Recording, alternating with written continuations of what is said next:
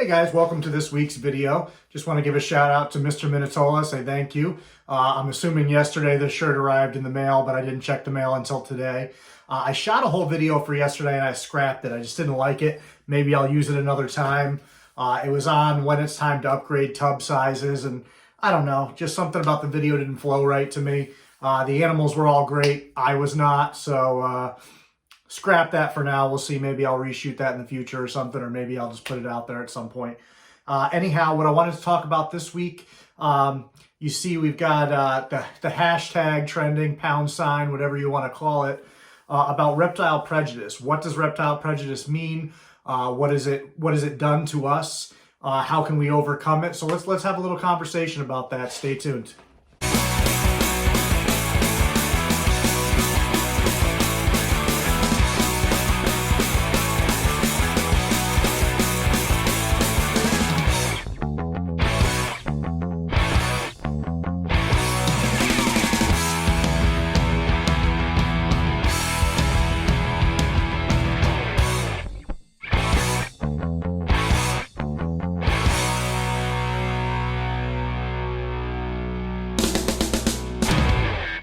Alright, so I figured if I'm going to be rocking the Minitola shirt, I got to have a Borneo that was produced by Mr. Minitola. She's got a tail in my pocket. Give me a second. This girl's been on the channel recently in a Meet the Collection, which you can check out if you haven't yet. Beautiful, beautiful genetic stripe filly herpline girl. Possible head ocelot. Great coloration. Great orange head, which isn't really showing up. And just a wonderful personality. She can get a little annoyed at times, but typically, as long as I handle her appropriately, she handles it really well. So reptile prejudice, what exactly does that mean? Basically prejudice, we all know what prejudice is, and that's where you get treated a certain way based on somebody else's opinion or perception of you. That's usually not founded in any real facts. It's usually just kind of a snap judgment, and this is what they think. If I sit over here, she's going to just keep trying to go over there. And so unfortunately with reptiles, people have this stigma of us as people as being kind of fringe keepers, and that we're really weird and weird in a bad way. And we kind of have ourselves to blame for a lot of that, because a lot of our behavior is very inappropriate. And so as a community, we need to all, as individuals, really focus on showing these animals off in a more positive light. Obviously, if you're not new to the channel here, then you're already aware that that's very important to me. I say that in my bio on here, or whatever you want to call it. Excuse me one second, let me kick this thing off. And, it's very important to me to show these animals off in an appropriate light. That's also why I've kind of taken the option to not really edit videos. I want people to see interactions. I want people to see that, sometimes these animals might be having a little bit worse of a day, but if we handle them appropriately, that we can, get them out of it and enjoy them. And so we really need to be focused as a community on not only policing ourselves, and the thing is, people take policing ourselves the wrong way. That doesn't mean treat other people like crap. It doesn't mean talk down to them, but it means that we all have to hold ourselves to a higher standard.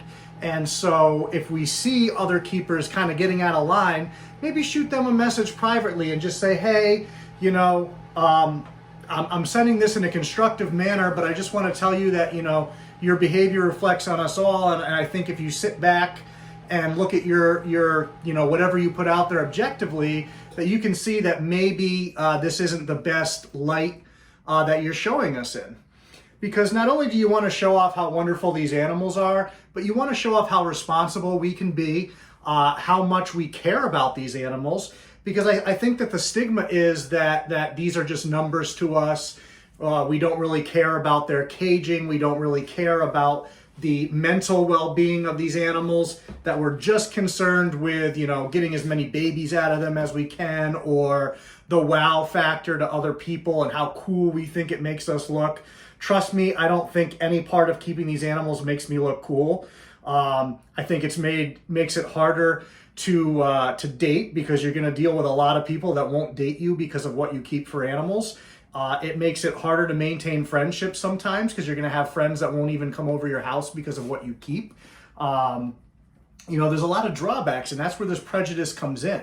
And it's stuff that we deal with every day. And I think, sadly, a lot of us, instead of trying to understand where these other people are coming from, even if it's wildly inappropriate places, trying to understand it, instead we just push back and we get the wrong attitude. And then it just kind of further exacerbates the problem by, you know, making us look like exactly what these people are saying we are. I can feel her tickling my neck back there.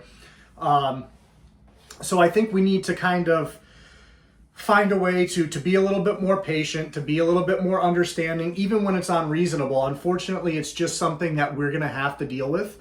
As I mentioned in the Fear of Snakes video, 2/3 of adults kind of have a negative view or anxiety towards these animals, so you're going to encounter it a lot. And I think sometimes we get into like an echo chamber where we're just dealing with people inside the hobby. So we're dealing with that smaller percentage of people, you know, the 1 or 2% of people in this country that keep these animals. And we kind of forget how to interact and deal with other people, and how to deal with kind of the negativity they sling towards us. So the problem is, because we're up against so many more people that feel that way, we are the ones that really have to change and adapt and find a way to interact with these people, to educate them, to be patient. Yes, it's annoying sometimes. Yes, sometimes it's hurtful, especially when it comes from your own friends and family. It definitely doesn't feel good, but you've got to understand that pushback affects how we're viewed. Even if it's appropriate pushback, it doesn't help. So we have to find a way to present ourselves as ambassadors for these animals and for this hobby, and to always, everything that we do, everything that we post, think about how it's going to be perceived. Because the truth is, reality matters very, very little. Perception drives everything, which is why the media is able to do what it's able to do. Because once people have a perception of something, the facts no longer matter. So we can sit there and give them science, and we can give them statistics and numbers and all these things. And yes, for some people that's going to work. Some people are very oriented that way. But most of them, you're trying to overcome a perception, a preconceived notion of what you are and what you do. And so it takes 10 times, 100 times, 1,000 times more information, instances, and energy to overcome something, because it's really, people are stuck in their ways, and they don't want to change their perception. So you have to go over the top to do that, and be willing to do that. And like I said, is it fair? No, it's not fair, but it's something that we deal with, and we have to find a way to sustain this hobby. And right now we're losing it. And you know, there's a lot of people, sadly, within the hobby that still will watch all these things change and us lose all these animals forever, and still will say, oh no, you know, it's a conspiracy theory and it's all of this. But look how much we've lost already. I mean, venomous snakes are outlawed in so many states now. There's not even permits in place for a lot of them. Bigger snakes are definitely under heavy attack already. There's a lot of states where those you can't keep. You know, especially up here where I live, you know, New Hampshire is really the last state where you can have some of this stuff. You know, Connecticut, Massachusetts, Rhode Island, New York have all gone after these larger constrictors. And, you know, they've used a lot of misinformation, and basically they've used this prejudice to go ahead and do that. You look at pit bull owners. There's a lot of places you can't keep pit bulls anymore. They just go after a specific breed instead of going after the behavior of people, where people are the ones as individuals that are mishandling and misrepresenting things. They just go after the animals, and the animals are the animals. They have no, you know, they don't have an agenda. They just react to how we interact with them. They react to how we keep them, what kind of environment we keep them in. So if we respect them and work with them appropriately, they can be handled very safely. Now, obviously, with a large constrictor, you want to take different safety precautions than you might with a smaller animal like this. But it's good practice for all of us to kind of handle them all in an appropriate manner.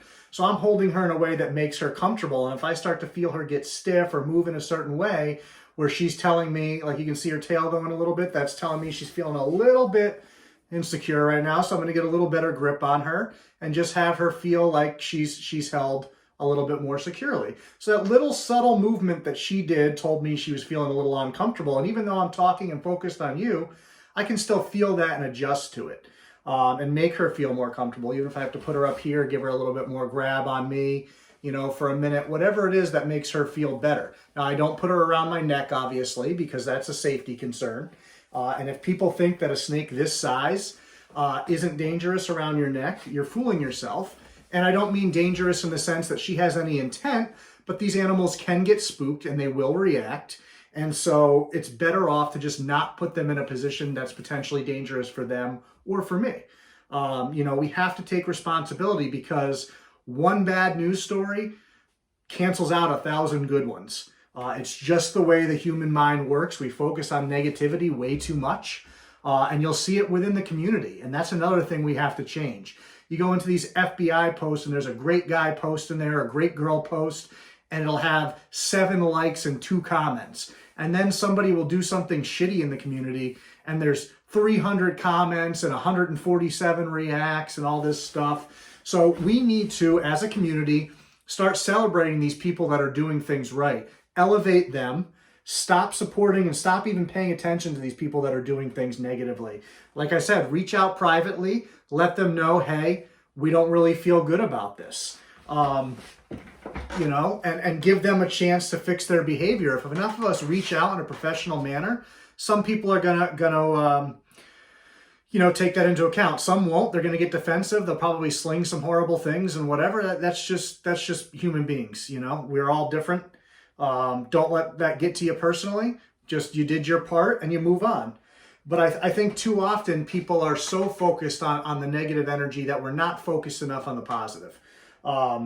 You know, and that's coming from somebody by most that's considered pretty pessimistic or at least very realist. You know, so I have to get better at that too. But as far as the hobby's concerned, I really do try to focus on the positive stuff, especially the last couple of years. Before that, I probably went off the rails a few times. I got into one too many arguments online. Sometimes you just have to walk away, be the bigger person. You know, it's not taking a loss. It's just thinking about how that argument looks to somebody outside the community. And one thing you will notice when I do on the occasion get into an online scuffle with people, I don't ever make it personal. It's always about the point of view or about what we're discussing. It's not you're a jerk, you're an idiot, all this stuff. That doesn't help. That just makes your argument look weaker. Focus on what you're talking about. You know, maybe it's animal care. Maybe it's something about how they're caging their animals. Focus on that. And you know what? Some people are idiots and they are stubborn and they are stupid. That's just a fact. But you don't have to point that out. You know, you can do it in a more constructive and professional manner. So try to do that as often as we can. You know, we deal with this prejudice, we deal with this judgment, we deal with, you know, all of this every day, and we're going to continue to. So we've got to find a way to flip the narrative in a professional manner. So every single day, try to do something positive for this community if you're a part of it. And if you're not a part of it and you've watched this far, try to educate yourself a little bit. Reach out to somebody like myself. There's plenty of people that are willing to spend some time with you and you know, help you better understand these animals. I have no problem. I'll take as much time as I can. You know, I work a full-time job plus overtime. I take care of all these animals, my household. You know, I do everything myself. So I'm a very busy person, but I will find time always for that kind of stuff, because this hobby is my life and it means everything to me. And I don't want to see it go away. And I've, especially as a resident of the state that I live in, have watched us lose so much. I've watched us lose so much as a nation. I see all this legislation popping up at record pace right now. We just took a loss in South Carolina. We just took a loss in Florida. We've got to get better organized, and we have to really work at flipping this narrative. So I would love for you guys to hit the comments with some ideas that you have on how we can make the hobby better, how we can show ourselves off better, how we can educate people on these animals. And so if you see people doing stuff within the hobby that is representing it well, share that stuff, click that like button, whatever it is to help that algorithm get that to more people. You know, with my videos, if you find that my videos are doing that, click like, share them, you know, different places. You know, every single view helps, every single positive share helps. So, you know, you're scrolling Instagram, even if you don't like the species somebody's keeping, if they're doing it the right way and they care about the animals, hit that like button.